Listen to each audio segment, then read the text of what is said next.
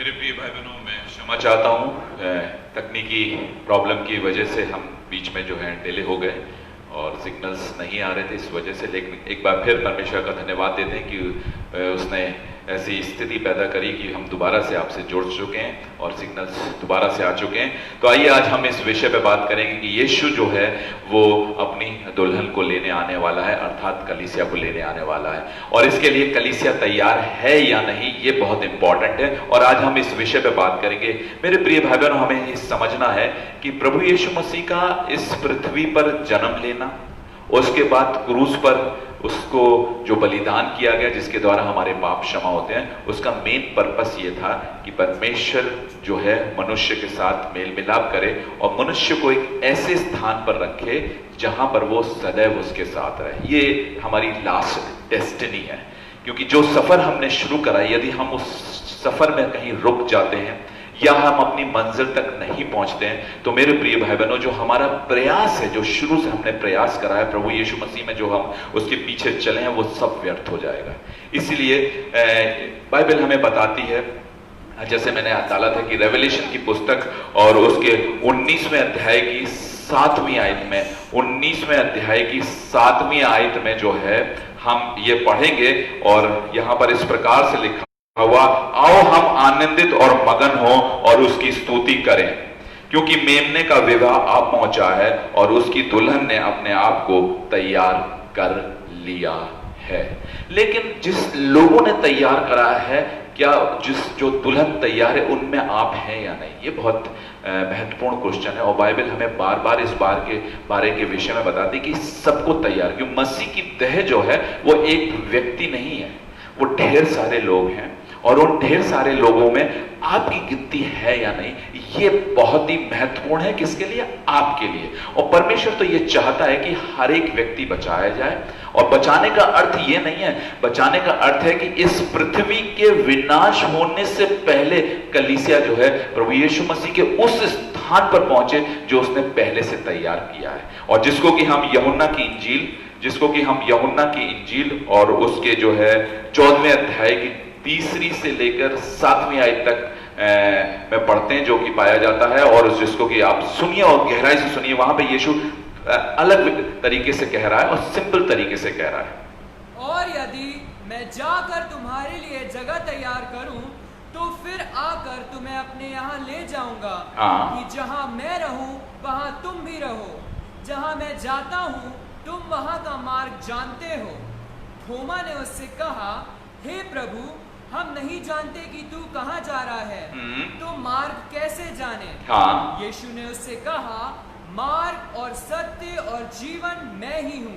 बिना मेरे द्वारा कोई पिता के पास नहीं पहुंच सकता। बिना मेरे द्वारा कोई भी पिता के पास नहीं पहुंच सकता।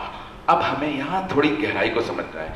जब यीशु मसीह कहता है कि दुल्हन को, अर्थात वो कलीसिया को लेने आया है, तो इसका मतलब है कि वो एक रिलेशनशिप को दिखा रहा है। यहां पे बड़े सिंपल तरीके से वो कहता है कि देखो, मैं जाता हूं, जाकर एक जगह तैयार करता हूं और फिर आऊंगा और फिर आके तुमको ले जाऊंगा, ताकि जहां मैं रहूं वहां तुम भी रहो। अब मार्ग की बात है, तो यहां पे थोमा मार्ग के विषय में पूछता है, तो यीशु मसीह ने कहा, मार्ग, सत्य और जीवन मैं ही हूं। अर्थात प्रभु यीशु मसीह ने उन बातों को हम पर प्रकट करा है, और जो लोग उन बातों को ग्रहण करेंगे, जो लोग उन बातों का अनुसरण करेंगे, वही वहां पहुंच सकते हैं। ये थोड़ा गंभीर है, थोड़ा गहरा है, क्योंकि कई बार हम परमेश्वर के मार्गों को बहुत कैजुअल लेते हैं। लेकिन परमेश्वर इस सिद्धांत को एक रिलेशनशिप में दर्शाता है, जिसको कि उसने दूल्हा और दुल्हन के रूप में दर्शाया है। किस प्रकार से एक दुल्हन जो है अपने दुल्हा के पास जाने के लिए जो है तड़पती है। अब इसकी गहराई को हमें समझना होगा कि जब ये रिलेशनशिप परमेश्वर ने बताया है, तो इस रिलेशनशिप के द्वारा हम इसकी गहराई को नाप सकते हैं। मेरे प्रिय भाई बहनों, एक स्त्री जो है और एक लड़की जो है, एक बच्ची जो है, वो अपने माँ बाप के पास पलती बड़ी होती है, एक लंबा समय जो है अपने परिवार के साथ गुजारती है। लेकिन हमने कभी बारीकी से देखा कि एक समय आता है जब उसका मंगेतर अर्थात उसका दूल्हा आता है और वो अपने माँ बाप को, अपनी बचपन की सारी गृहस्थी को और अपने सारे रिश्तेदारों को छोड़कर एक दूसरे परिवार से जाके मिल जाती है। जब प्रभु यीशु मसीह किसी बात को किसी से कंपेयर कर रहा है तो हमें उस संबंध की गहराइयों को देखना पड़ेगा। तो ये संबंध जो दुल्हन है और जो एक लड़की है अर्थात एक पत्नी और पति का रिलेशनशिप है, यहां पर परमेश्वर एक गंभीरता को दिखाना चाहता है जिसको कलीसिया को आज समझना पड़ेगा। क्योंकि रिलेशनशिप के बिना परमेश्वर आपको उस स्थान पर नहीं ले जाएगा। कई बार हमारे रिलेशंस ऐसे ही होते हैं और मायने नहीं रखते हैं, और जो रिलेशंस मायने नहीं रखते वो रिलेशंस नहीं होते और हम उनके लिए कुछ नहीं करते हैं। लेकिन अगर रिलेशंस गंभीर होते हैं तो हम उन रिलेशंस के लिए जो है बहुत कुछ कर जाते हैं और किसी भी हद तक जा सकते हैं, क्योंकि हमारे बीच में एक घनिष्ठता होती है, हमारे बीच में एक प्रेम संबंध होता है जिसको प्रभु यीशु मसीह ने और परमेश्वर के दासों ने जब समय समय पर इस भी बात को दर्शाने की कोशिश करी है। और मैं आज आपको यही बताना चाहता हूं कि मसीह और कलीसिया का रिलेशनशिप अगर पत्नी और पति वाला रिलेशनशिप नहीं है, अगर दूल्हा और दुल्हन वाला रिलेशनशिप नहीं है, अगर मंगेतर और जो है लड़के वाला रिलेशनशिप नहीं है, तो वो रिलेशनशिप नहीं है। क्योंकि उस रिलेशनशिप के अंदर एक बंधन होता है, एक लगाव होता है और एक जो है लालसा होती है। लालसा शब्द जो है यहां पर बहुत ही इंपॉर्टेंट रहेगा। लालसा, जब भी आपके पास रिलेशनशिप्स होते हैं आपको उनसे मिलने की लालसा होती है, आपको उनके पास जाने की लालसा होती है। और इन रिलेशनशिप को हम जो पृथ्वी पर रिलेशनशिप्स हैं उनसे ज्यादा गहराई से समझ सकते हैं, क्योंकि हम उसमें ज्यादा टाइम व्यतीत करते हैं। क्योंकि ये प्रभु का जो, इसीलिए इसकी गहराई को समझने के लिए परमेश्वर ने इस रिलेशनशिप को जो है संसारिक रिलेशनशिप से जो है दर्शाने की कोशिश करी है। तो मैंने आपको बताया कि यूहन्ना की इंजील में जो है साधारण तरीके से प्रभु यीशु मसीह ने कहा कि मैं आऊंगा और फिर तुम्हें उस स्थान पे ले जाऊंगा जहां पर मैंने तुम्हारे लिए जगह दी। फिर कई अलग अलग जगहों पे इस रिलेशनशिप की गहराइयों को जो है एक पति और पत्नी से दर्शाया गया है, और एक प्रेमी और प्रेमिका से दर्शाया गया है, और एक जो है कुंवारी को जो है एक कुंवारे से जो उसके बीच में जो लालसा होती है उससे दर्शाया गया है। तो परमेश्वर जब बारीकी से देखेंगे तो ये वो एक चाहता है कि कलीसिया जो है अर्थात जो दुल्हन है वो अपने पति के लिए, अपने ईश्वर के लिए, अपने प्रभु के लिए वो लालसा रखे। वो लालसा जो एक रिलेशनशिप में होती है, अगर वो लालसा आपके अंदर नहीं है तो आपका रिलेशन एक फीका रिलेशन है और एक ऐसा रिलेशन है जो कोई मायने नहीं रखता परमेश्वर के सामने। तो आज हम इसी स्थिति पर और इसी चीज पर जो है बात करेंगे, क्योंकि अगर आपने समय रहते इस रिलेशनशिप को स्थापित नहीं करा मेरे प्रिय भाई बहनों, तो हम सब जो हैं जो इस रिलेशनशिप को नहीं बना पाएंगे, यहीं छोड़ दिए जाएंगे। मैं आपको बताना चाहता हूं जब आप छोड़ दिए जाएंगे तब क्या होगा, क्योंकि लोग इस विषय में सोचते नहीं है। जिस प्रकार से हम देख रहे हैं कि पृथ्वी जो है अंतिम युग में चल रही है, अंतिम समय में चल रही है, और अब धीरे धीरे कलेश और प्रॉब्लम्स बढ़ती जाएंगी, कम नहीं होंगी, याद रख लीजिएगा। क्योंकि बाइबल साफ इसके विषय में कह रही है ये चीजें कम नहीं होंगी। ये महामारियों की तो शुरुआत है, कोविड-19 की तो ये शुरुआत है। इसके बाद और महामारियां आएंगी। जब इस महामारी ने आज जो है ये पहली ऐसी महामारी, मैं पहले भी कह चुका हूं, जिसने पूरे संसार को हिला दिया है। तो परमेश्वर यहां पर एक वार्निंग दे रहा है संसार के लोगों को कि अभी भी समय है, लौट आओ और मुझसे रिलेशनशिप स्थापित करो। लेकिन अगर आप ध्यान नहीं देंगे और अगर आप अपने ही रिलेशनों में मस्त रहेंगे, उनको ज्यादा महत्व देंगे, तो निश्चित रूप से ये जान लीजिए कि आपको इसके प्रति जो है एक भारी कीमत चुकानी पड़ेगी। और वो समय आएगा जिस वक्त आपको निराशा होगी, जिस वक्त आपको जो है दुख होगा, और लेकिन उस वक्त आपके पास पीछे लौटने का समय नहीं होगा। इसलिए परमेश्वर ने मुझे ये प्रेरित करा है, और मैं बार बार इस अंतिम युग में मैं उसी विषय को और उस बड़ी आशा को आप सबको बताना चाहता हूं कि हमारी जो आखिरी आशा है वो है कि कलीसिया का मसीह के साथ उठा लिया जाना, जो कि कुरिन्थियन की पुस्तक उसके 15वें अध्याय में लिखा हुआ है। वहां पर इस प्रकार लिखा हुआ है कि अंतिम तुरी फूंकी जाएगी और मुर्दे जो है, जो मसीह में पहले मरे हैं वो उठेंगे, और जो हम जीवित होंगे वो बदल जाएंगे और प्रभु के साथ बादलों पर उठा लिए जाएंगे। ये इस बात का वर्णन है, ये बात जो है परमेश्वर ने अपने आत्मा के द्वारा अपने खादिम पौलुस को जो है प्रकट करी कि किस प्रकार का वो वातावरण होगा जब हम जो है बादलों पे उठाए जाएंगे। और वो समय नजदीक है मेरे प्रिय भाई बहनों। इससे पहले कि प्रभु आए, अपने रिलेशनशिप को, अपने संबंधों को एक बार सुधार लीजिए। इन संसारिक अभिलाषाओं के पीछे मत दौड़िए, क्योंकि ये समय के साथ फीकी पड़ती चली जाती हैं। क्योंकि परमेश्वर जो है वो अनंत काल का परमेश्वर है, परमेश्वर जो है वो जीवित परमेश्वर है। इसी बात की वो बार बार दुहाई देता अपने वचनों में कि हमें वो चीजें पकड़नी है जो परमानेंट है। याद रखिएगा, ऐसे रिलेशनशिप, आप अपने रिलेशनशिप को देखते होंगे कि ऐसे भी रिलेशनशिप है जो टेम्पररी होते हैं। बहुत से आपने दोस्त बनाए होंगे, बचपन से लेकर अब तक बहुत से दोस्त होंगे, कितने रह गए आपके पास? सोचिएगा जरा। जो मजबूत रिलेशंस होते हैं वो लंबे समय तक चलते हैं।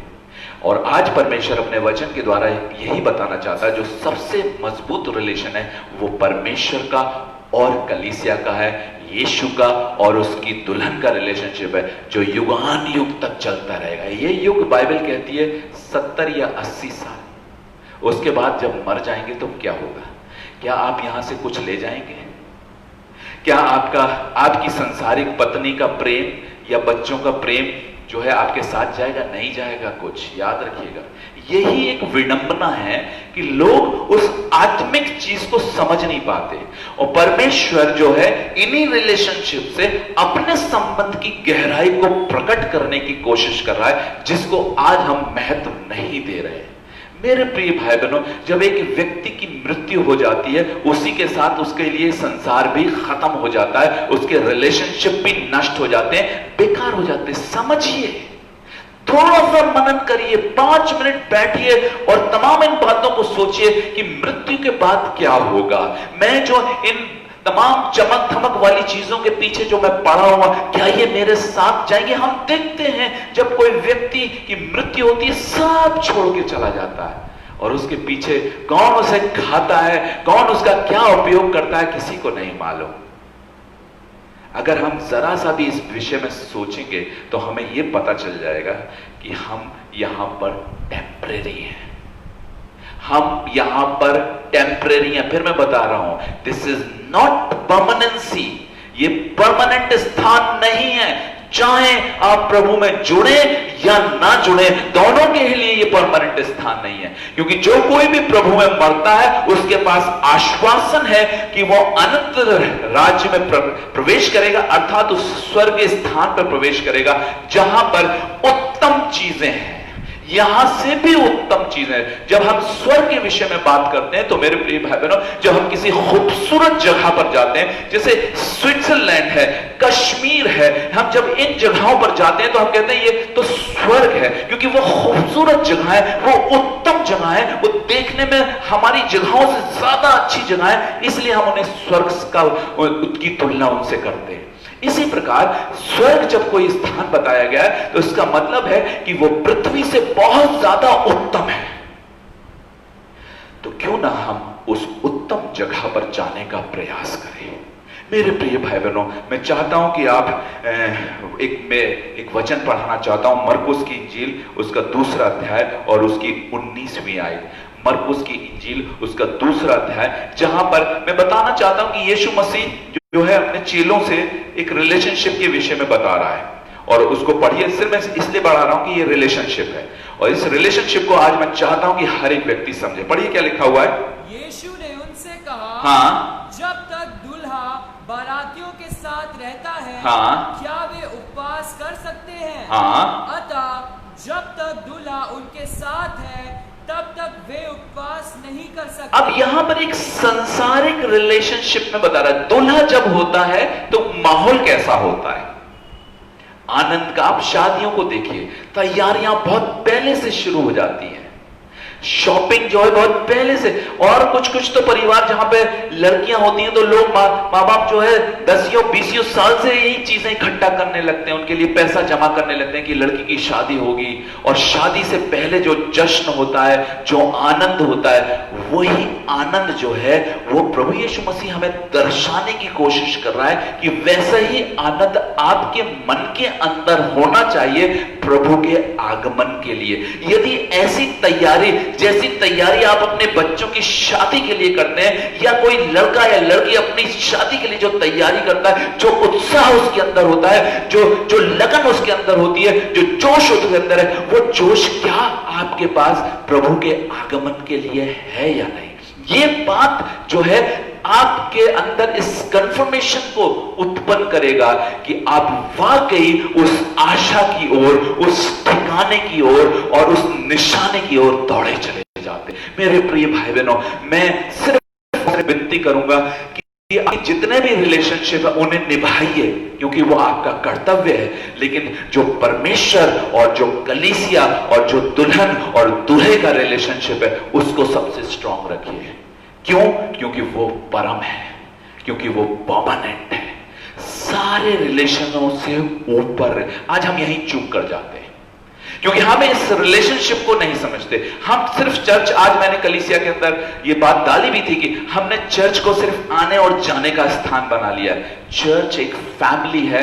क्यों फैमिली बोला गया? कि ये मसीह की देह है, और जो लोग कलीसिया में सही रीति से जुड़े हुए, वही एक्चुअल देह है, और वही जो है उठाए जाएंगे। सारे लोग नहीं उठाए जाएंगे। और मैं इस बात को आज आप सबको बताना चाहता हूं, और क्योंकि परमेश्वर का वचन ऐसा कहता है। मैं अपनी ओर से कुछ नहीं बोलता।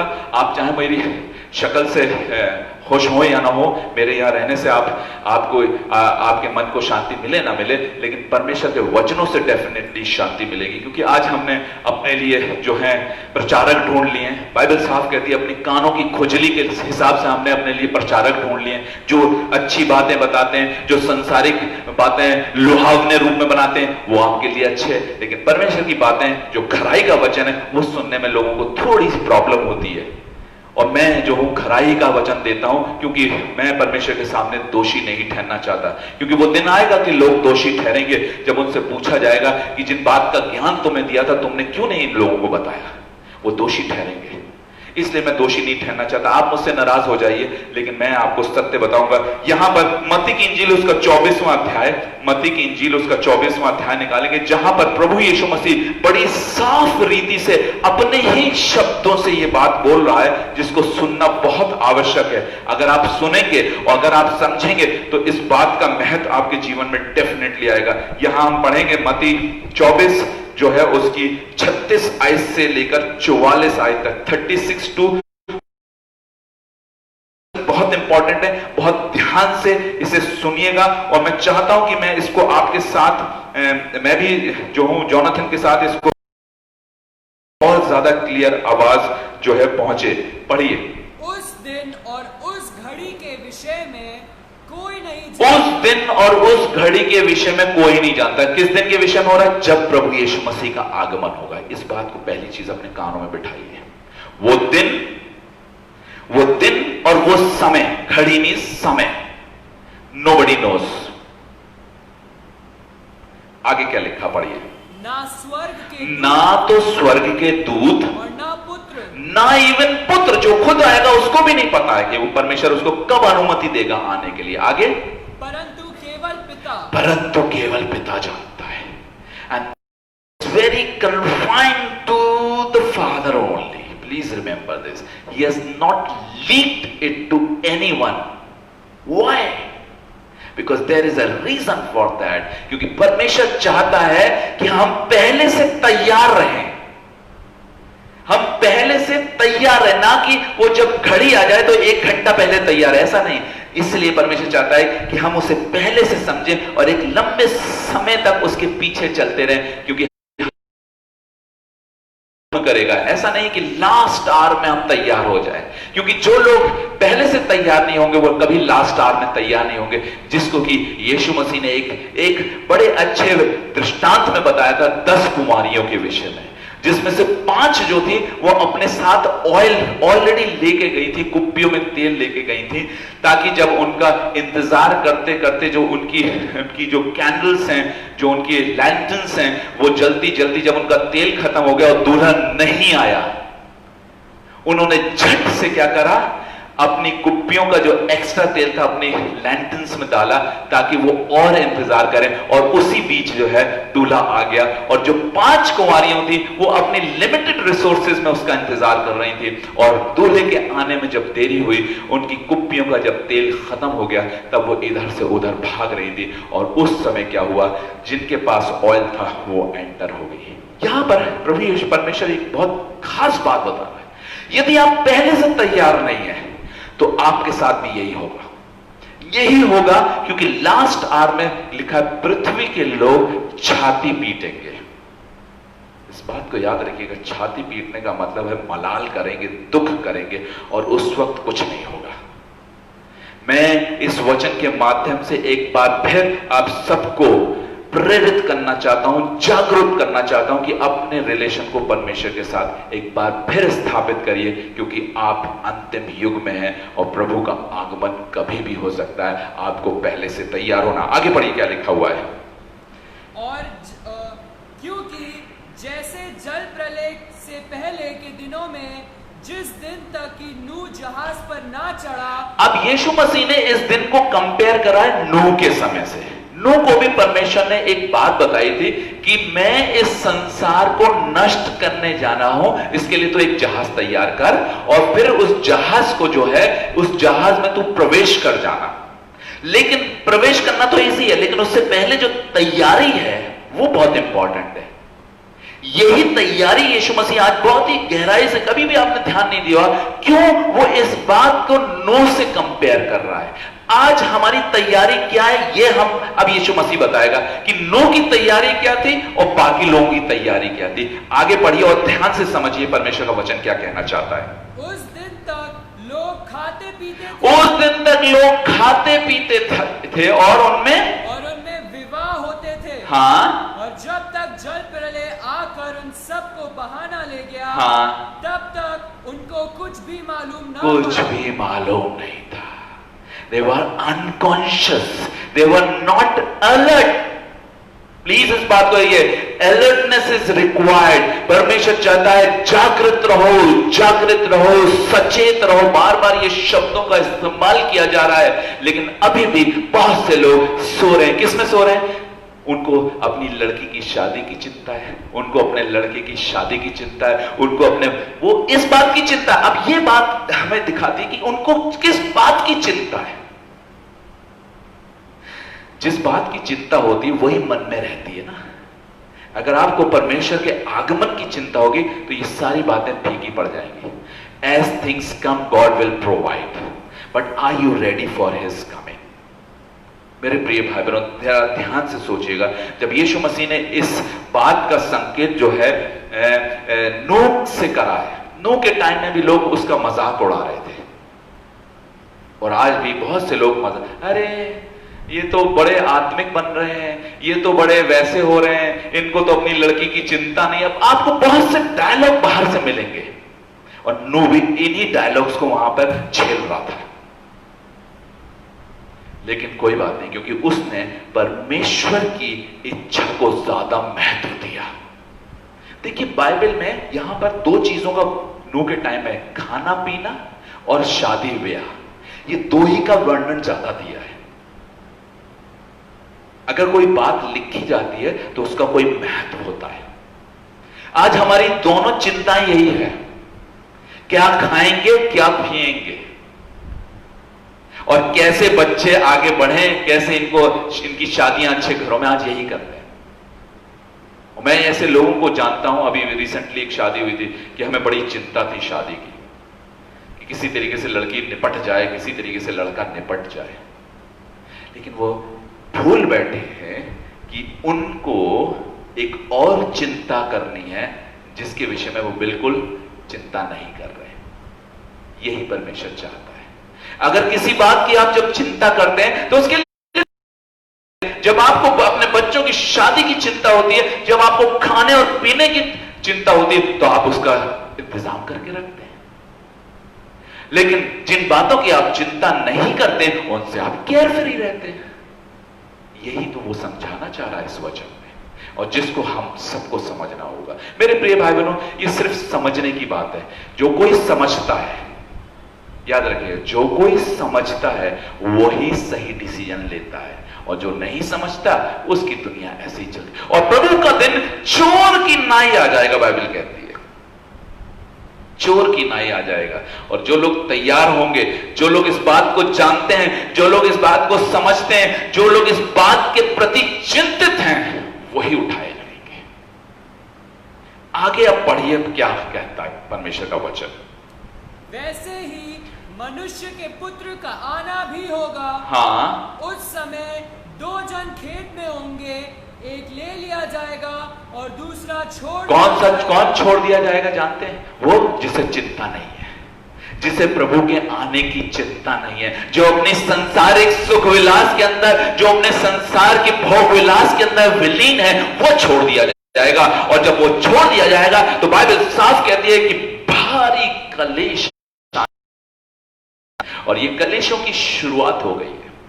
और ये मत सोचिएगा जो लोग पीछे टाइम में मरे हैं, अगर उन्होंने भी परमेश्वर के वचन की सुध ही नहीं ली है तो वो भी नहीं परमेश्वर के राज्य में प्रवेश करेंगे। लिखा है मुर्दे जो मसीह में मरे हैं, जो वाकई इस आशा में, मैं बताना चाहता हूं कि जब यीशु मसीह के बाद से ये प्रचार शुरू हो गया, आज लगभग 2000 वर्ष से ज्यादा हो गए, और तब से ये प्रचार शुरू हो रहा है कि वो आने वाला है, वो आने वाला है, वो आने वाला है। और बहुत से लोग उसके आने की राह देखते देखते मर गए, ये भी बाइबल बताती है। और जो लोग उसकी राह देखते देखते मरे हैं, वो उन्हीं के विषय में लिखा हुआ है कि मुर्दे जो हैं वो अविनाशी दशा में उठा लिए जाएंगे। वो नहीं जो खाने पीने में मरे हैं, क्योंकि मसीह में मरे तो बहुत है।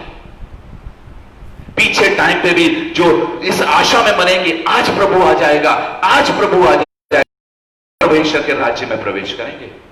क्योंकि परमेश्वर ने जब अपने पुत्र का बलिदान करा है, उस क्रूस पर उसको वो ताड़ना दी है, वो इतनी ऐसे ही नहीं दी है। वो भी हमसे कोई कामना करता है, वो चाहता है कि जो रिलेशनशिप, वो जो प्रेम मैंने तुम्हें दिखाया, तुम भी तो दिखाओ। और आज आप उस प्रेम को अपने ही रिलेशनशिप से, अपने संसारिक रिलेशनशिप से समझ सकते हैं। मेरे प्रिय भाई बहनों, अगर वो रिलेशनशिप ऊपर नहीं है और वो रिलेशनशिप हमारे संसारिक रिलेशनशिप से बढ़कर नहीं है तो बेकार है, बेकार है। क्योंकि परमेश्वर ये कहता है कि यीशु का लहू हमें सब पाप से शुद्ध करता है, जो परमेश्वर ये कहता है कि मैं तुम्हें शुद्ध और पवित्र करूंगा, जो परमेश्वर जो कहता है कि मैं तुम्हें धार्मिक बनाऊंगा, वही परमेश्वर ये भी कहता है कि मैं आऊंगा और तुम्हें ले जाऊंगा। तो हमें सारी बातों पे यकीन करना है। मैं आपको बताना चाहता हूं, खाली विश्वास बोलने से नहीं होता। बाइबल साफ बताती है कि विश्वास योग क्या करना पड़ता है? परमेश्वर की बातों का अनुसरण करना पड़ता है। इसी अच्छी तरीके से कहा है कि विश्वास बिना कर्म के दिखा।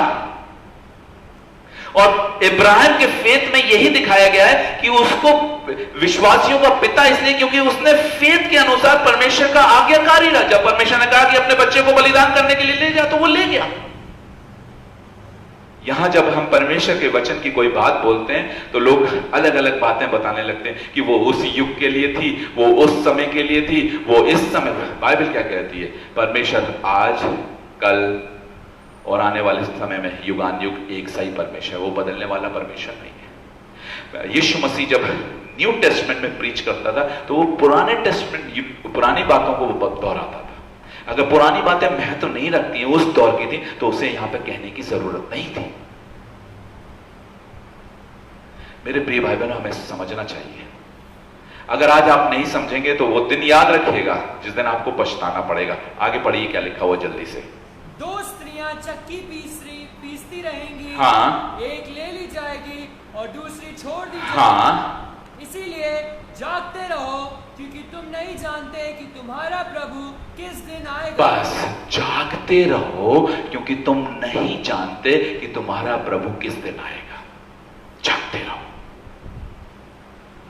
जागृत अवस्था में रहो, कॉन्शियस रहो, चिंतित रहो इस विषय में। जैसे तुम दूसरी बातों में चिंतित रहते हो, वैसे बातें में भी चिंतित रहो कि कहीं मैं तैयार हूं अपने प्रभु के आने के लिए। आप इस विषय में कभी नहीं सोचते। और आज मैं यहां इस पुलपिट से खड़े होकर इस बात को हर एक व्यक्ति को जो फेसबुक के माध्यम से और तमाम कलीसिया के लोग जो फेसबुक के माध्यम से मुझे सुन रहे हैं और आने वाले समय में यूट्यूब के माध्यम से सुनेंगे इसी वचन को, मैं आपको चिताना चाहता हूं कि आज प्रभु की आवाज को सुनिए। प्रभु कुछ कहना चाहता है इस अंतिम युग में। अगर आपने आज इसे नजरअंदाज कर दिया मेरे प्रिय भाई बहनों, याद रखिएगा कि खामियाजा आप ही को उठाना पड़ेगा, कोई और नहीं उठाएगा। आपको शायद पता नहीं है कि हम इस पृथ्वी पर भले ही रिलेशनशिप में हैं, लेकिन वहां पर बाइबल साफ कहती है there will be no relationship except there will be only one relationship, that is between church and God, that is between you and your creator. No other relationship. इसे यीशु मसीह ने एक दृष्टांत के रूप में क्या, एक दृष्टांत की ये सच्चाई है। वहां पे लोगों ने पूछा यीशु मसीह से कि जब यीशु मसीह स्वर्ग के विषय में बात कर रहा था तो वहां लोगों ने उसका मजाक उड़ाया। कहते हैं कि एक व्यक्ति था, उसकी वो 7 भाई थे। पहले भाई जो है वो मर गया, उसकी पत्नी को दूसरे भाई से वहां चलन था, तो दूसरे भाई से इसी प्रकार से 7 भाइयों ने शादी करी। कहते हैं कि वहां पर अब ये बताइए कि उस वक्त जो है वो किसकी पत्नी होगी। तब यीशु मसीह ने एक बात को कहा कि वहां पर कोई इस प्रकार का रिलेशनशिप होगा ही नहीं। जिन रिलेशनशिप में आज आप खोए हुए हैं, इनको सिर्फ जिम्मेदारी तक निभाइए।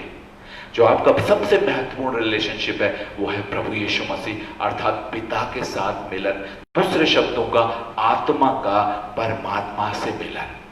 ये सबसे महत्वपूर्ण रिलेशन है और सारी रचना इसी पर आधारित है। सृष्टि के शुरुआती में परमेश्वर ने ये बात यहां पे भी लिखी, लेकिन पहले ही एडम और ईव से क्या कही कि मनुष्य जो है, आदम जो है, मनुष्य जो है, नर जो है, वो अपने माता पिता को छोड़कर अपनी पत्नी से मिला रहेगा। ये रिलेशनशिप वहां पर उत्पत्ति में मिलता है और बाद में ये इसी बात को न्यू टेस्टमेंट में पौलुस भी कहता है। मैं आज आपको बताना चाहता हूं, परमेश्वर चाहता है ये रिलेशनशिप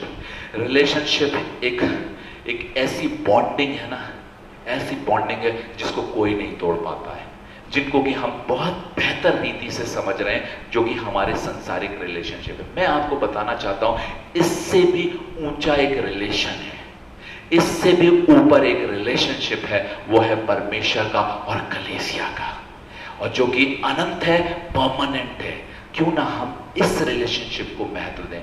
इसीलिए यीशु ने कई बार ऐसी बातें बोली हैं जो शायद सुनने में थोड़ी अटपटी लगे। लिखा है कि यदि कोई व्यक्ति अपने माता पिता से, अपने भाई बहनों से या अपने रिश्तेदारों से मुझसे अधिक प्रेम रखता है तो वो मेरे योग्य नहीं। Now you can understand the intensity, इस गहराई को, रिलेशन के इस गहराई को समझिए जो प्रभु यीशु मसीह ने बोला है। इसका मतलब ये साफ कह रहा है कि ये रिलेशनशिप जितने भी पृथ्वी पर है ये टेम्परेरी है, ये आज है और कल इनकी कोई जो है चीज नहीं होगी। इसलिए मेरे प्रिय भाई बहनों, मैं विनती करता हूं कि अपने इस रिलेशनशिप को आज इस वचन के द्वारा संभालिए, क्योंकि ये वचन जो है आपको अलर्ट करने के लिए, आपको एक बार फिर झंझोड़ने के लिए मुझे परमेश्वर ने प्रेरित करा है, ताकि मैं कलीसिया को और तमाम लोगों को एक बार फिर झंझोड़ूं कि आज इस अंतिम युग में इस रिलेशनशिप को एक बार फिर से स्टैब्लिश करिए, सारी बातों को फीका करिए अपने जीवन में। हर एक चीज जो है परमेश्वर के रिलेशनशिप से जो है वो नीची होनी चाहिए। कोई भी रिलेशनशिप परमेश्वर के रिलेशनशिप, याद रखिएगा, ऐसा हो रहा है तो आप योग्य नहीं है कि आप प्रभु यीशु मसीह के साथ उठा लिए जाएं और उस स्थान पर प्रवेश करें जिस स्थान के लिए उसने जो है जगह तैयार करी है। अब इस रिलेशनशिप में की गहराई को हम इफिशियंस की पुस्तक में देखेंगे। मेरे साथ इफिशियंस की पुस्तक निकालेंगे, इफिशियंस 5, बहुत ही इंपॉर्टेंट है। यहां पर बहुत से लोग जो है इस बात से सहमत नहीं है, लेकिन मैं जब इस बात को पढ़ाता हूं, हम इसे संसारिक रीति से कहते हैं, लेकिन परमेश्वर पौलुस ने इसे आत्मिक रीति से कहा है कि वो ये कहता है कि सबमिसिवनेस, जैसे पत्नी की पति के प्रति होती है वैसे ही कलीसिया की प्रभु की तरफ होनी चाहिए।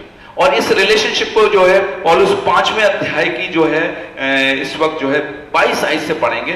इफिशियंस 5:22 से शुरू करेंगे। हे पत्नियों, अपने अपने पति के ऐसे अधीन रहो जैसे प्रभु के। हर एक सेंटेंस में वो परमेश्वर को लेकर आ रहा है। अब इस रिलेशनशिप को बता रहा है जैसे तुम अपने, अगर कोई स्त्री अपने पति के अधीन नहीं है तो वो प्रभु के भी अधीन नहीं रह सकती। ये एक बड़ी, जब हमारे पास नीचे के रिलेशनशिप है, जब हम उनको वैल्यू नहीं देते तो हम ऊपर के रिलेशनशिप को कैसे वैल्यू देंगे? हम यहीं झूठे ठहर जाते हैं, हम यहीं झूठे ठहर जाते हैं। लेकिन यहां पर जो स्त्री है, इसको जो स्त्री शब्द है वो कलीसिया के लिए।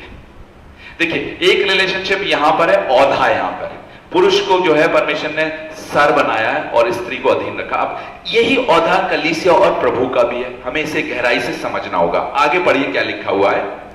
क्योंकि पति पत्नी का सिर है, हाँ, जैसे कि मसीह कलीसिया का। फिर वही कंपेयर कर रहा है, पति जो है पत्नी का सिर है जैसे कलीसिया का सर मसीह है। अब इस रिलेशनशिप से वो एक कलीसिया और प्रभु का रिलेशनशिप कंपेयर कर रहा है। अगर आपको इसकी गहराई समझनी है तो पति और पत्नी के सही रिलेशनशिप, सही कह रहा हूं, एक ऐसे रिलेशनशिप भी होते हैं जो सही नहीं होते, जिनमें वो फीलिंग ही नहीं होती है। और अगर आपका रिलेशनशिप, आज संसार में बहुत से लोग परिवारों में जी तो रहे हैं, परिवारों में रह रहे हैं, लेकिन उनके वो रिलेशनशिप नहीं है जैसा परमेश्वर ने पति और पत्नी को रिलेशनशिप दिया, वो नहीं है। मैं जानता हूं बहुत अच्छी तरीके से वो नहीं है, और आप सब जितने मुझे देख रहे हैं इस बात को अपने मनों में जानते होंगे। क्योंकि वो रिलेशनशिप जब आता है तो नेचुरली अधीनता। अब अगर रिलेशनशिप अच्छा है, अगर आप वाकई प्रेम करते, ये क्वालिटी आपके अंदर होगी। आज हमारा जीवन जो है कॉम्प्रोमाइजिंग जीवन है, डिमांडिंग है। अभी शुरुआती दौर में प्रेम के विषय में बोला था। आज का प्रेम डिमांड करता है, तुम मेरे साथ ऐसे करोगे तब मैं तुम्हारे साथ ऐसा करूंगा, तुम मेरे साथ अच्छा करोगे तब मैं तुम्हारे साथ अच्छा करूंगी, तुम मेरे साथ अच्छा बिहेव करोगे तो मैं तुम्हारे साथ अच्छा। आज पति पत्नी का रिलेशनशिप यही रह गया है। दे आर डिमांडिंग, डिमांड करते हैं, अच्छी तरीके से बिहेव करो तो हम अच्छी तरीके से बिहेव करेंगे। लेकिन परमेश्वर क्या कहता है? परमेश्वर डिमांडिंग रिलेशनशिप नहीं है। परमेश्वर ने जगत से ऐसा प्रेम किया कि उसने अपना इकलौता पुत्र क्या कर दिया? निछावर कर दिया। ये डिमांडिंग लव नहीं है। Because when there is love, then there is a sacrifice। और परमेश्वर ने इसी बात को बताया। अब जब आपके अंदर ये वाला प्रेम आता है, चाहे वो पति पत्नी का हो, चाहे वो किसी का भी हो, जब प्रेम होता है तो नेचुरली आप कदर करने लगते हैं। लिखा प्रेम अनेक पापों को ढांपता है। तो यहां पे परमेश्वर एक रिलेशनशिप को, कौन सा रिलेशनशिप को? एक सही ट्रू रिलेशनशिप को दर्शाता है। जहां सच्चाई का रिलेशनशिप होगा तो वहां ये क्वालिटीज मिलेंगी, जहां सच्चाई का रिलेशनशिप होगा नहीं होगा ये क्वालिटीज आपको। तो क्यों ना, लेकिन हमें आज महत्व देना है, क्योंकि हम ये देखते हैं हमें परिवारों में इस तरह का रिलेशनशिप नहीं मिलता है। 1000 में 2 पति पत्नी ऐसे होंगे जो इस तरीके से रहते हैं। मैंने तो नहीं देखा अपने जीवन में, अपने घर में ही नहीं देखा है, मैं दूसरों की बात क्या करूंगा।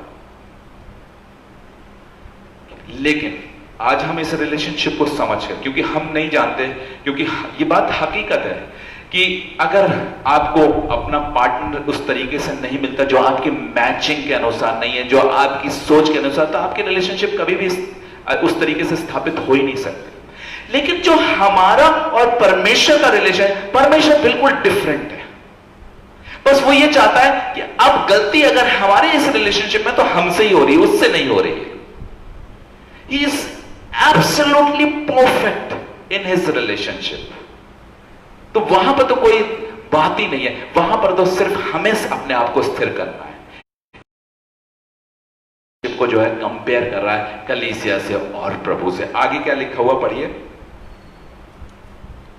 अपने आपस के में भजन और स्तुति गान और आत्मिक गीत गाया करो और अपने मन में प्रभु के सामने बातें और कीर्तन। क्या आप पढ़ रहे हैं? क्योंकि पति पत्नी का सिर है, जैसे कि मसीह कलीसिया का सिर है और स्वयं ही देह का उद्धार करता है।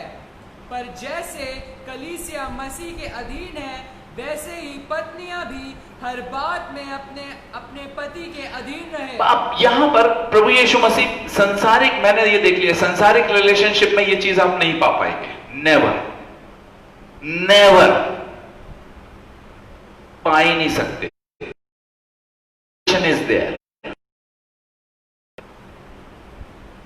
but God is perfect.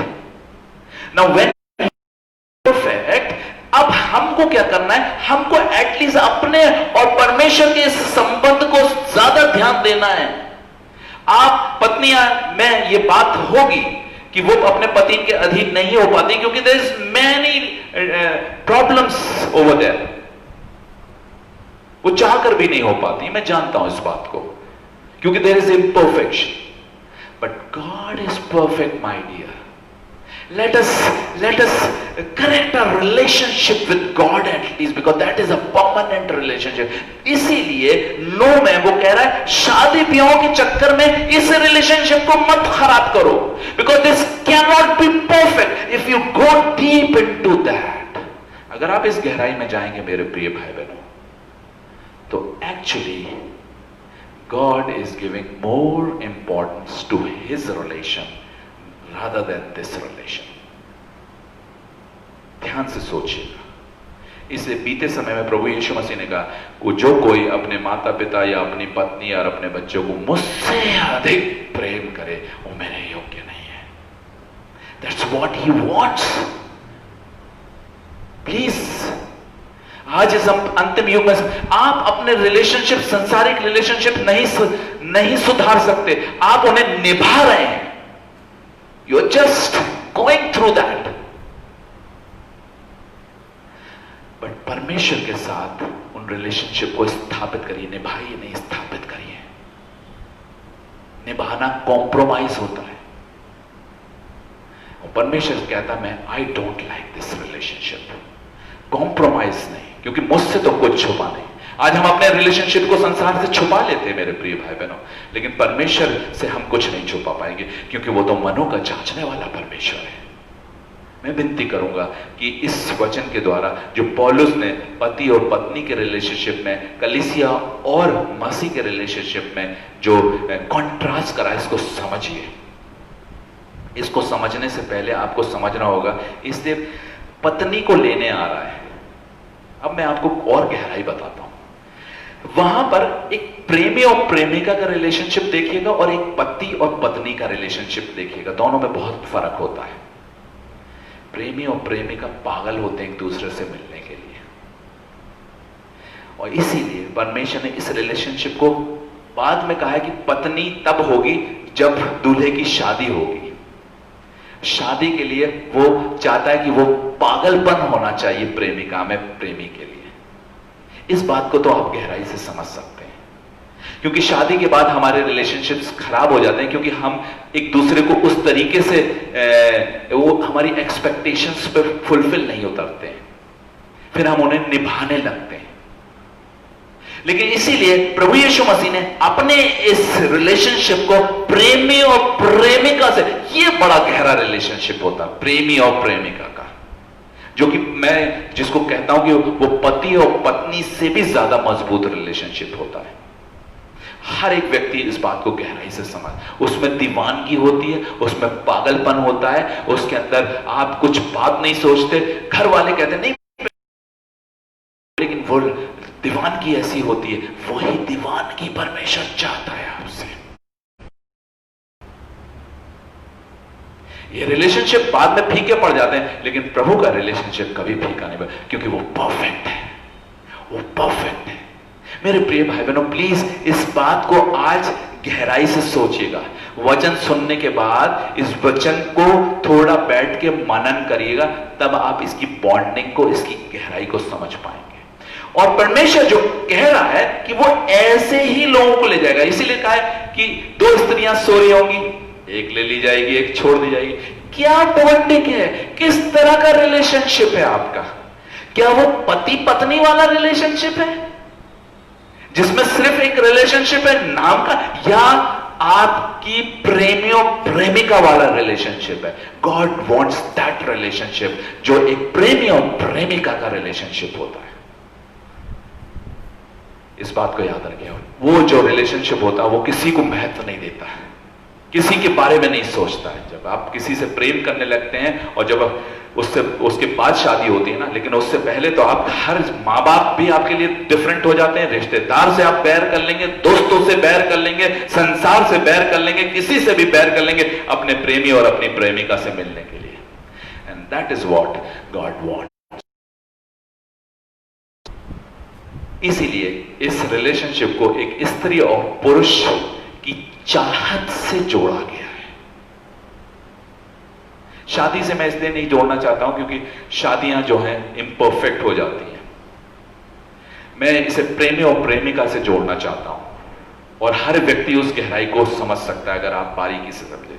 मेरे प्रिय भाई बहनों, मैं आज इस विनती करूंगा, लगन होनी चाहिए आपको, परमेश्वर के वचन की लगन होनी चाहिए, क्योंकि परमेश्वर क्या है? अपने वचन में विराजमान है। लेकिन आदि में वचन था, वचन परमेश्वर के साथ था और वचन ही परमेश्वर। एक और वर्ष पढ़ूंगा और मैं इस अबाइडनेस को, इस इंटीमेसी को, इस टुगेदरनेस को जो प्रभु यीशु मसीह ने यूहन्ना की इंजील और उसके 15वें अध्याय में बताया है, वो यही है। इसको गहराई से समझेंगे, इसके बाद मैं खत्म करूंगा। 15वां अध्याय निकालेंगे, यूहन्ना 15वां अध्याय,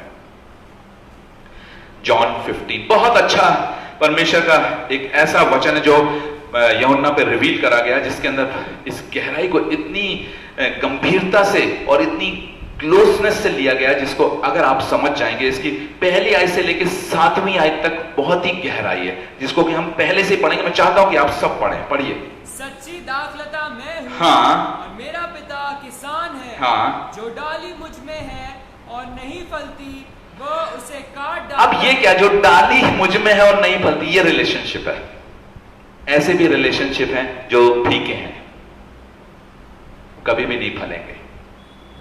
ऐसे भी रिलेशनशिप है। आज ही मैंने कलीसिया के अंदर एक मैसेज डाला था कि मैं देखता हूं कि कलीसिया के अंदर क्या है। अगर बर्थडे डाल दो तो सब happy birthday happy birthday happy birthday, परमेश्वर के वचन से उन्हें मतलब नहीं रहता है।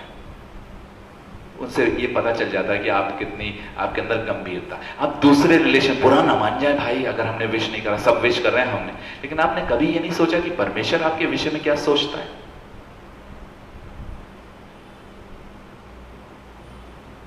जब आप उसके वचनों को एप्रिशिएट नहीं करते हैं, आप दूसरों को तो एप्रिशिएट करना जानते हैं क्योंकि वो संसारिक है ना, वो आपसे बात करना बंद कर देंगे, आपकी बेइज्जती हो जाएगी संसार में, उसको तो about that relationship which is not visible. This is the problem. एक शारीरिक लोगों की वाले रिलेशंस को ज्यादा महत्व देते हैं, इसलिए परमेश्वर ने कलीसिया को कहा आत्मिक है, इनविजिबल रिलेशनशिप है ये। You have to establish by understanding it. पढ़िए आगे क्या लिखा हुआ है। जो डाली मुझ में है और नहीं फलती वो उसे काट डालता है, और जो फलती है वो उसे छांटता है ताकि और फले। हाँ। तुम तो उस वचन के कारण जो मैंने तुमसे कहा है शुद्ध हो। वचन से शुद्ध होते हैं, याद रख लीजिएगा।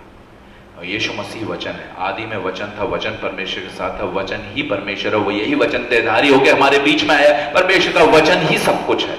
आज परमेश्वर देह में नहीं है, लेकिन वचन में आपके साथ, आपके हृदय में वो वास करता है।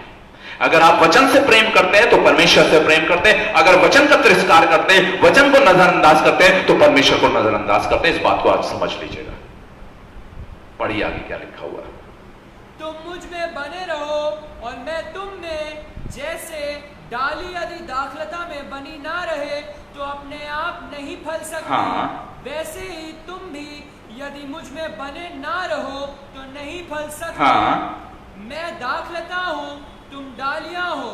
जो मुझ में बना रहता है और मैं उसमें, वह बहुत फल लाता है। हाँ। क्योंकि मुझसे अलग होकर तुम कुछ भी नहीं कर सकते। हाँ। यदि कोई मुझ में बना ना रहे तो वो डाली के समान फेंक दिया जाता है जो सूख जाता है, और उन्हें बटोर कर आग में झोंक देते हैं और वे जल जाती हैं। यदि तुम मुझ में बने रहो और मेरा वचन। अब ये अबाइडिंग यहां पे क्या है? ये रिलेशनशिप अभी तक तो दाखला था और डाली से बनाया, लेकिन एक्चुअल अब बाद में परमेश्वर एक्चुअल हमेशा वो कंपेयर करता ताकि आप उसे समझ सकें। जिस प्रकार अगर डाली पेड़ से काट दी जाए तो वो अपने आप से नहीं फलती, और आप किसी डाली को पेड़ की तोड़ के नीचे फेंक देंगे, कुछ चंद दिनों बाद वो सूख जाएगी और बाद में सही बात है वो जलाने के काम आती है। इसी प्रकार परमेश्वर कहता है अगर तुम मुझ में जुड़े नहीं रहते तुम भी फलवंत नहीं हो सकते, and you will dry one day. अच्छा, हम लोग सोचते हैं हम ड्राई नहीं हो रहे हैं ना डाली के समान, लेकिन कंपैरिजन है, इसको जरा गहराई से समझिएगा। One day the day will come जब ये देह जो है जलाने के लिए नरक कुंड में फेंकी जाएगी। ये उस बात का संकेत है, याद रखिएगा। आगे अबाइडिंग क्या कह रहा है आप इसको समझिए 7वीं आयत में। पर यदि तुम मुझ में बने रहो और मेरा वचन तुम में बना रहे। आप सुनिए ये गहराई है। How you abide in God by His words. There is no other relationship. मैं बार बार यही कलीसिया से कहता हूं कि परमेश्वर का वचन अगर तुम्हारे अंदर नहीं है तो तुम उससे जुड़े नहीं हो। बहुत से लोग परमेश्वर के वचन को महत्व नहीं देते, and then they say I love God. They are liars. They are liars. परमेश्वर साफ इस वचन में कहता है यदि तुम मुझ में बने हो मेरा वचन तुम में बना है। आगे पढ़िए क्या लिखा हुआ है, तो जो चाहो मांगो और वो तुम्हारे लिए हो जाएगा। जब आप वचन को कदर नहीं देते, जब वचन का तिरस्कार करते हैं अपने जीवन में डेली बेसिस पर, आपका रिलेशनशिप है ही नहीं परमेश्वर से। मांगोगे नहीं मिलेगा, थक जाओगे। इस गहराई को समझिएगा आज मेरे प्रिय भाई बहनों। ये जो वचन के भूखे हैं वही परमेश्वर के भूखे हैं। भूखे नहीं है वो परमेश्वर के भूखे नहीं है। मुझे अच्छी होता फेसबुक पे होता तो लोग सोते हैं क्योंकि घर में कोई देख नहीं रहा है। कोई 12 बजे वचन देख रहा है, कोई 1 बजे देख रहा है, कोई 2 बजे देख रहा है, कोई दूसरे दिन देख रहा है, क्योंकि उनको there is no bonding with God. समझिएगा जब भूखे होंगे ना, तो जब भूख लगती है तो आदमी को नींद नहीं आती है, क्योंकि उसका तो पेट भरा है संसारिक बातों से, उसे वचन सुनने की क्या जरूरत है। ये रिलेशनशिप है, इसको गहराई से समझने का। ये कोई अपने आप स्थापित नहीं कर सकता, किसी को धक्का देकर नहीं दिया जा सकता। ये फीलिंग है जो वचन के प्रति, इसलिए लिखा है सुनने से विश्वास उत्पन्न होता है, सुनना मसीह के वचन से होना चाहिए। और जो लोग वचन के भूखे, अब ये सुनना ऐसा नहीं है कि अभी भी आप बहुत से लोग सुन रहे होंगे, वो सुन क्योंकि वो इस कान से सुन के उस कान में जो वचन हृदय में जाता है वही वो सुनने वाला है जो वाकई भूखा है। इसलिए यीशु मसीह कहता है भूखा तृप्त किया जाएगा। अगर आप वचन के भूखे हैं वो तभी वचन काम करेगा, तभी आप उसे एब्सॉर्ब करेंगे, तभी आप उसके अनुसार करेंगे, वरना आप नहीं करेंगे। ये भी एक चीज है। आज जरा इस गहराई पे मनन करिएगा।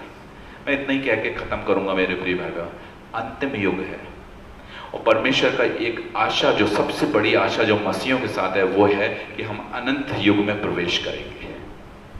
उस आशा को थामे रहिए और उस आशा के अनुसार चलिए, उस आशा के अनुसार करिए, नहीं तो आपको पछताना होगा। This is a warning to everyone.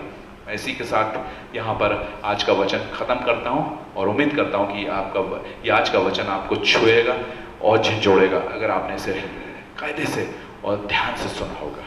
आइए हम उस जीवित परमेश्वर की स्तुति महिमा एक और गीत के माध्यम से करेंगे।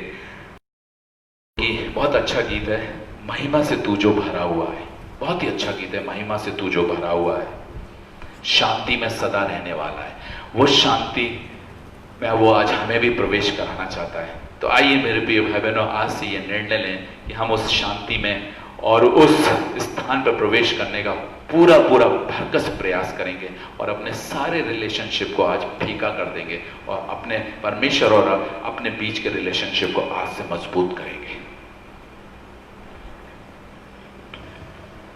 आप अपने स्थानों पे जो है इस गीत को गा सकते हैं और गाइए, क्योंकि गाने से जो है मन की आवाज से जब कोई बात निकलती है तो परमेश्वर को वो भाती है।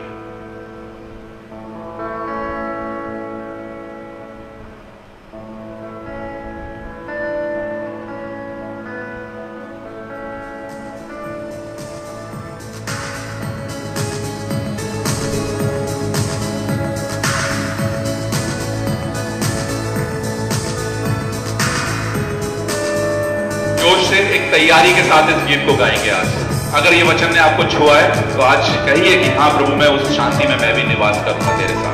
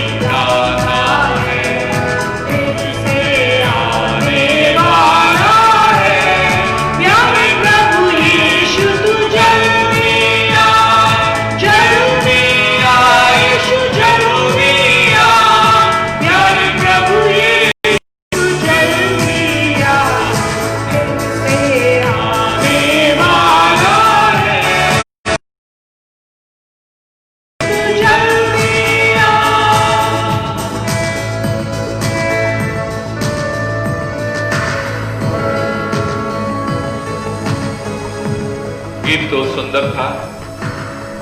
यदि इसी कामना के साथ और इसी विश्वास के साथ गाया जाए तो निश्चित रूप से प्रभु जल्दी आकर हमें अपने पिता के उस रहने के स्थानों में ले जाएगा। मेरे प्रिय भाई बहनों, जब भी कोई गीत गाते हैं तो हृदय की वेदना से गाइए। गाते तो बहुत से लोग हैं, कई बार हम अपने आप को फेम करने के लिए गाते हैं। कई बार लोग, मैंने देखा है, आइए हम प्रभु की स्तुति करें, लेकिन एक्चुअली वो प्रभु की स्तुति नहीं करना चाहते हैं, वो अपने आप को प्रोजेक्ट करते हैं। लेकिन मैं आप सबसे विनती करता हूं, जितने भी गीत लिखे गए हैं वो परमेश्वर की महिमा के लिए लिखे गए, और वो महिमा तभी निकल सकती है जब आप परमेश्वर की गहराई को, उसके उस प्रेम के संबंध को गहराई से समझ सकें। वरना वो महिमा नहीं होती, वो सिर्फ शब्द होते हैं और वो थोड़े देर के लिए आपको सुखी तो कर देते हैं, लेकिन जो शब्द भीतर से निकलते हैं वो एक रिलेशनशिप को, एक बॉन्डिंग को दर्शाते हैं। आइए आज से एक निर्णय लेंगे और एक ऐसी बॉन्डिंग परमेश्वर के साथ बनाएंगे कि हम निश्चित रूप से जब प्रभु यीशु मसीह आए तो उसके साथ बादलों पे उठाए जाए। इस वक्त हम अपने सरों को झुकाएंगे और प्रार्थना करिए और हृदय से, हाँ प्रभु, आज मैं एक डिसीजन लेना चाहता हूं। मैं विनती करता हूं पिता परमेश्वर, जितने लोग आज सुन रहे हैं उनके मन के अंदर, मेरे भाई बहन मेरे साथ अपने मन के अंदर कहिए, हाँ प्रभु, मैं आज एक डिसीजन लेना चाहता हूं कि आज मैं सबसे गहरे संबंध सिर्फ स्थापित करूं। क्योंकि मैंने आज सब रिलेशन से परमेश्वर का और कलीसिया का रिलेशन है, मेरा और मेरे प्रभु का रिलेशनशिप है। पिता, हम ये विनती करते हैं कि हमें समझ दीजिए, ताकि हम इस रिलेशनशिप की गहराई को समझकर इसके अनुसार अपने रिलेशनशिप को आपसे और भी ज्यादा दिन ब दिन मजबूत करते चले जाएं। क्योंकि हमें इस रिलेशनशिप के साथ यह ख्याल होता है कि जब तू बादलों पर आएगा तो निश्चित रूप से हम ऊपर उठाए जाएंगे। प्रभु, ये सुनने में तो अच्छा लगता है, लेकिन मैं चाहता हूं कि कलीसिया का एक एक सदस्य और जितने लोग इस वचन को और इस प्रार्थना में जो है फेसबुक के माध्यम से आज सम्मिलित हैं, प्रभु उनके मनों के अंदर इस वेदना को और इस परमेश्वर इस फीलिंग को डेवलप करिए, ताकि वो आज से अपने इस रिलेशनशिप को स्थापित करके उसको एक बार फिर से परमेश्वर के साथ जुड़ें, ताकि हम उस आशा के पीछे जो है दौड़ते चले जाएं, ताकि इस आशा के सामने कोई भी रिलेशनशिप, कोई भी चीज सामने किसी भी रीति से ना आने वाली हो सके। हम विनती करते हैं कि पिता, आप हर एक से बातचीत करिए, हर एक के जीवन को स्थिर करिए, और इस प्रार्थना को अपने उद्धारकर्ता प्रभु यीशु मसीह के नाम से मांगते हैं, आमीन। अब हमारे प्रभु यीशु मसीह का प्रेम, पिता परमेश्वर का अनुग्रह और पवित्र आत्मा की सहभागिता सब विश्वासियों के साथ युगान युग होती रहे, आमीन।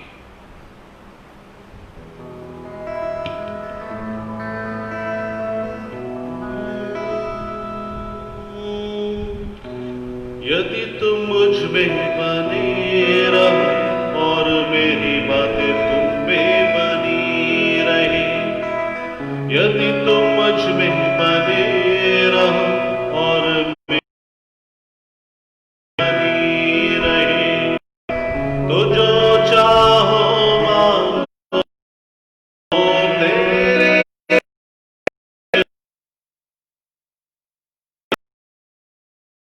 चाहो मांगो वो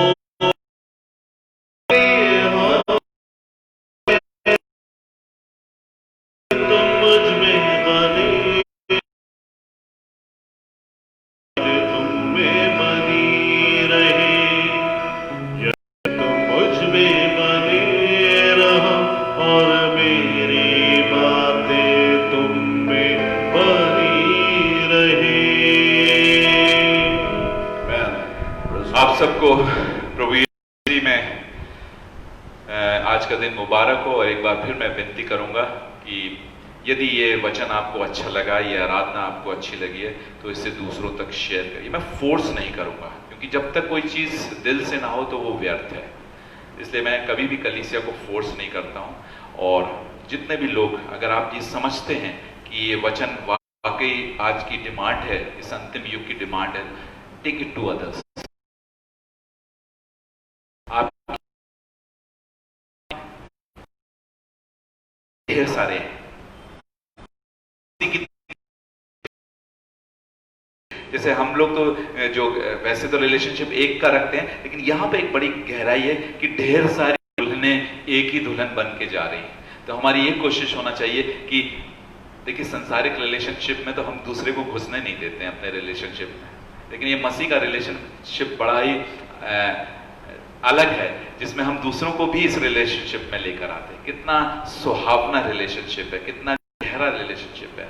और इस रिलेशनशिप को और बढ़ाइए, ताकि और भी भाई बहन जो हैं इसमें आए और उसकी दुल्हन बन के युग रहने वाली हो सके। आइए हम आज एक निर्णय लें कि हमें प्रभु के मार्ग को तैयार करना है और बहुत से लोगों को परमेश्वर के राज्य में लेकर आना है। और मैं विनती करूंगा कि इस रिलेशनशिप को दूसरों तक फैलाइए, बताइए, ताकि ये संसार जो मर रहा है ये प्रभु पाए। और हम सब जब एक दूसरे को देखेंगे, मेरे प्रिय भाई, बड़ा खुशी का एहसास होगा जब आप देखेंगे कि मैंने इस को बचाया और ये वहां पे स्वर्ग में। ये बहुत खुशी का एहसास होगा, एक अचीवमेंट का एहसास होगा मेरे प्रिय भाई। तो आइए इस मुहिम में हम सब खड़े हों और परमेश्वर के इस राज्य को फैलाएं। और तब तक के लिए मैं प्रभु आपको आशीषित करे, प्रभु आपको इस योग्य बनाए कि आप उसके राज्य। संडे को इसी स्थान पर एक बार फिर मिलेंगे सुबह तब तक के लिए प्रभु के वचन में स्थिर रहिए, एक दूसरे के लिए प्रार्थना करिए। इस वचन को यदि किसी ने मिस करा है तो वो इसको YouTube पे भी देख सकता है। YouTube पे हमारा चैनल है कैलवरी इवेंजेलिकल चर्च लखनऊ, आप वहां पर भी इस वचन को थोड़ी देर बाद जब इसे अपलोड हो जाएगा तो वहां पर भी देख सकते हैं, वहां पर भी आप उसे शेयर कर सकते हैं। जय मसीह की, praise the Lord. Praise the Lord.